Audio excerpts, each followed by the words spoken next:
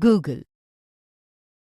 Google is a US-based software organization founded in 1998 by Sergey Brin and Larry Page. It is popularly known as a search engine. In the year 2015, Sergey Brin and Larry Page opened a new company named Alphabet Incorporation, which took over Google and became the parent company of other Google subsidiaries.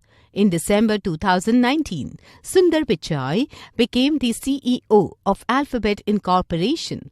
To open Google, type www.google.com in the address bar of a browser.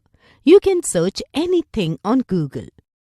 Few tips for using Google search engine are: keep the search words simple, like stationery shop near me or how the weather will be today. Unable to type? You can use the microphone icon to speak the search words. You do not have to worry about the spelling mistakes.